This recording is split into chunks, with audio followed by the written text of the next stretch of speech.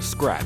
Who hasn't heard of this game making website? Beginners who want to learn to code, children forced by their schools to mass produce games by the dozen for free resale and labor, and, well, you get the point.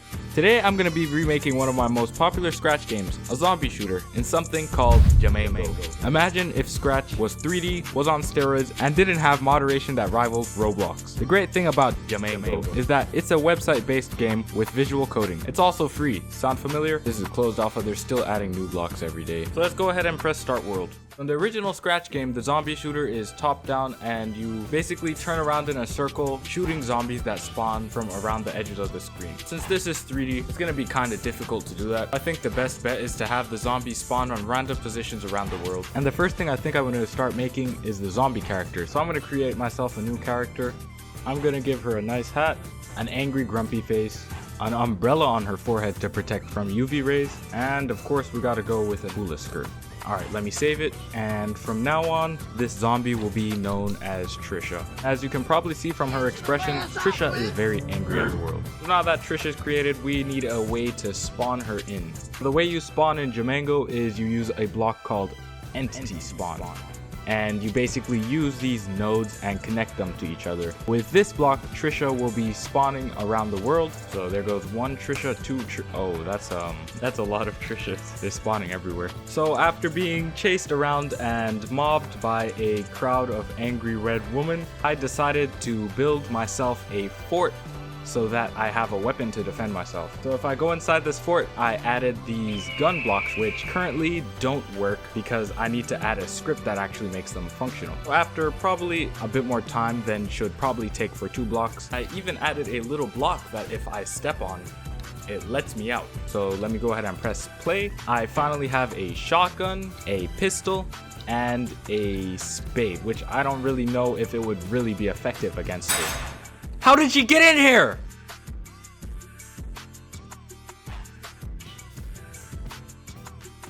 So after solving the problem with Trisha and her cronies being able to spawn kill me, let me pick up a gun here, step outside to the platform, and run. Oh, let me in! Let me in! So far, the game is going pretty good.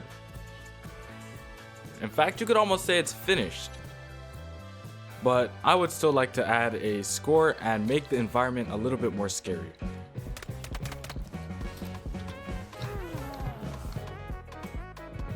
Well, let's just say the score was not as easy to add as I thought it would be. You can see the kill thing is working here, and it is a little bit bugged because I don't think I coded it completely properly, but it works pretty well for what it should be doing.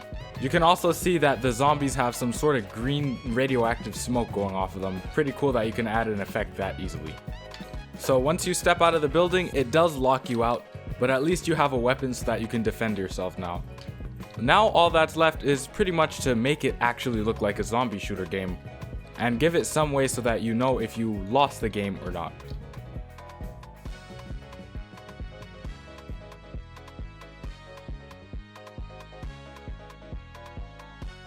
There's a bunch of tags here that I can like publish the game with. Let me go to environment. It's gonna be a little bit difficult to make it look darker. All right, there we go. Oh, I can't even see anything.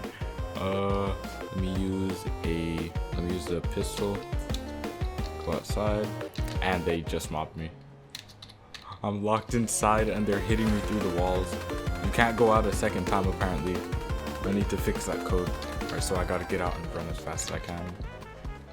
And then that environment definitely makes the game look a lot scarier. Some cool things to add to the game to really finish it up would be some music and a game over screen.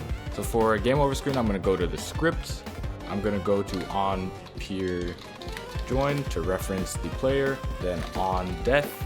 I'm gonna make it pop up a little indicator that tells you that the game's over. So let me put a little friendly message there.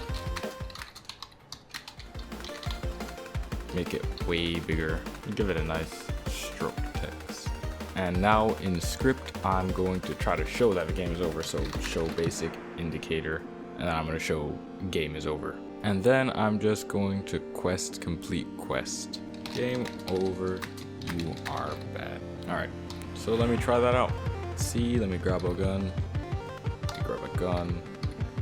Go outside and just try to let Trisha kill me right here. Let's see if that works. Nice, and it does work.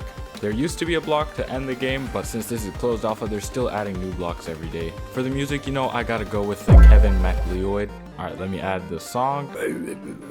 Some nice sound effects. Some code. And without further ado, here is 4K 60 FPS gameplay of Zombie Shooter.